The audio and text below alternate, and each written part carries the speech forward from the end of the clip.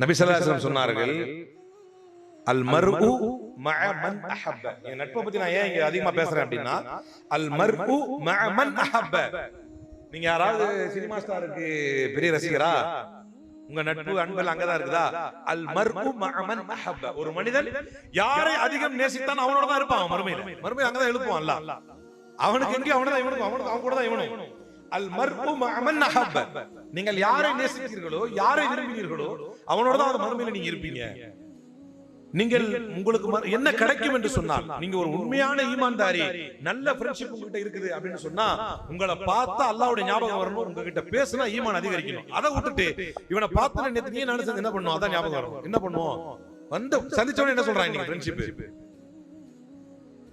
சந்திச்சவனே tea கடைக்கு போனா தப்பு கிடையாது. டீ கடைக்கு போய் தான் நம்ம அடிப்பாங்க இல்லையா? அப்படியா இப்ராஹிம்? இங்க இப்ராஹிம்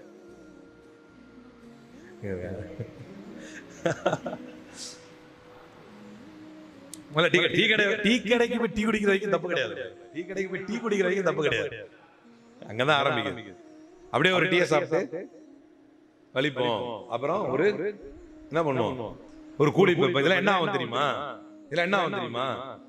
இதே நிலையில் மறுமையில் நீங்கள் எழுப்பப்படுவீர்கள். அல்லாஹ் திருமறையில் சொல்லி காட்டுகிறானே, நீங்க ரெண்டு பேரும் சேர்ந்து என்ன பண்ணிட்டு இருந்தீங்களோ ரெண்டு பேரையும் சேர்த்து அல்லாஹ் எழுப்புவான்.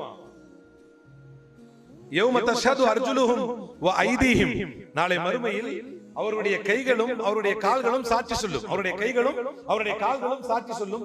அப்போது அவன் சொல்லுவான், லிம ஷஹித்தும் அலைனா, ஏன் கை ஏன் கால் நீங்க எனக்கு எதிராக சாட்சி சொல்றீங்க என்று சொன்னால், அந்தக்கல்லாஹு அந்தக்க குல்ல ஷைஇன், உலகில் அனைத்தையும் பேச வைத்த அல்லாஹ் எங்களை பேச வைத்தான் என்று மறுமையிலே ஒவ்வொரு உறுப்பும் சாட்சி சொல்லும் என்று அல்லாஹ்வுடைய திருமறை அழகாக சொல்லிட்டாங்க.